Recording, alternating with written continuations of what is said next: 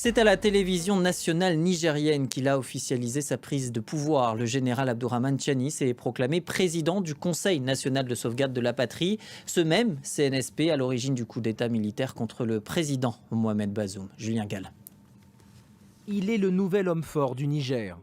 Le général Tiani, jusque-là chef de la garde présidentielle, s'exprime à la télévision nationale en tant que président du Conseil national pour la sauvegarde de la patrie, qui a renversé le président élu Mohamed Bazoum. Le général Tiani justifie sa prise de pouvoir avant tout par la dégradation de la situation sécuritaire au Niger. L'approche sécuritaire actuelle n'a pas permis de sécuriser notre pays. Nous ne pouvons plus continuer avec les mêmes approches jusqu'ici proposées au risque d'assister à la disparition progressive et inéluctable de notre pays. C'est pourquoi nous avons décidé d'intervenir et de prendre nos responsabilités. Pour l'instant, Mohamed Bazoum ne s'est pas exprimé publiquement.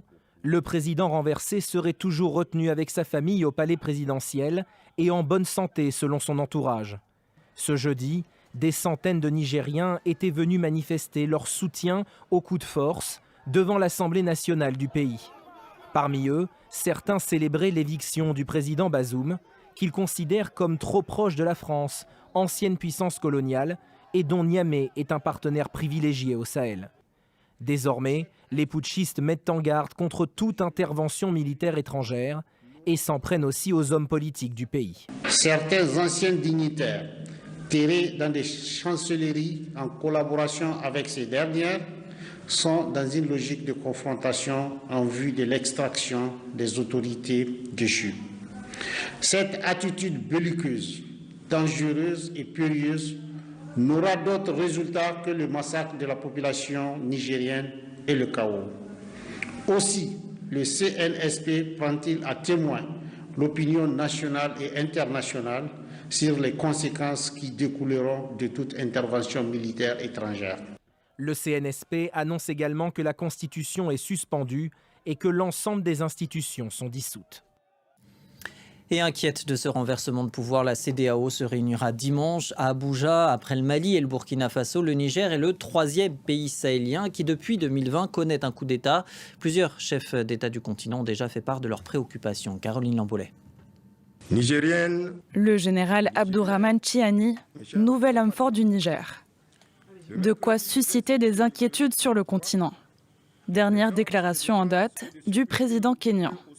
Mercredi, l'Afrique a subi un sérieux revers dans ses avancées démocratiques. La République du Kenya se joint au reste du monde et condamne avec la plus grande fermeté cet acte anticonstitutionnel qui porte atteinte à la démocratie par le biais d'un coup d'État et demande la libération immédiate du président Mohamed Bazoum. Même son de cloche chez la CEDEAO qui exige sa libération immédiate et l'Union africaine qui a réclamé le retour des militaires dans leurs casernes. Plusieurs voisins du Niger, dont l'Algérie et la Libye, ont exprimé leur inquiétude et leur soutien au président Bazoum. En Libye, les forces armées basées dans l'Est auraient même envoyé des renforts au niveau de la frontière. Le Bénin et le Nigeria se sont positionnés en médiateurs. Je crois que tous les moyens seront utilisés au besoin pour que l'ordre constitutionnel soit rétabli au Niger. Mais l'idéal serait que tout se fasse dans la paix et de la concorde. Les autorités burkinabées, issues elles aussi d'un putsch, se sont dites attentives aux derniers événements au Niger, tout en affirmant leur volonté d'établir une coopération plus étroite avec ce pays voisin. Écoutons à présent ces réactions de délégations africaines recueillies au sommet Russie-Afrique de Saint-Pétersbourg. C'était au micro de Caroline Dumais. Il faut qu'on tourne la page avec les coups d'État. Ça engenouille nos pays, ça engenouille les hommes d'affaires. Moi, je pense que c'est la gestion de l'armée onusienne qui n'ont rien pratiquement fait dans les pays comme le Mali, le Burkina, parce qu'ils ont fait des dizaines d'années, mais le terrorisme n'a pas fini. C'est un peu regrettable, mais c'est ce qui se passe en Afrique, et plus particulièrement en Afrique de l'Ouest, c'est compliqué. Je ne peux pas dire que la Russie pourra avoir une responsabilité dans cette situation qui se passe au Niger, mais la population, tout ce que la population africaine souhaite aujourd'hui, ça, c'est la stabilité. Et beaucoup pensent que la Russie pourra assurer une stabilité sur le continent africain. Un sommet Russie-Afrique qui s'est achevé vendredi, une réunion marquée par les inquiétudes africaines quant à l'exportation des céréales ukrainiennes, 11 jours après le retrait russe de l'accord. Le président de l'Union africaine a jugé les propositions de Vladimir Poutine insuffisantes. Sur place à Saint-Pétersbourg, Caroline Dumais pour France 24. C'est une réussite pour le président Poutine, c'est une réussite pour l'Afrique, car quand la Russie gagne, l'Afrique gagne. C'est en ces termes que le président de l'Union africaine, Azali Assoumani, a conclu ces 2 jours de forum politique et économique, 2 jours de discussions très concrètes. Plus de 120 contrats ont été signés, un plan d'action de 3 ans a été mis en place pour développer la coopération économique, politique et culturelle entre l'Afrique et la Russie. À noter que plus de 23 milliards $ de dettes ont été effacées.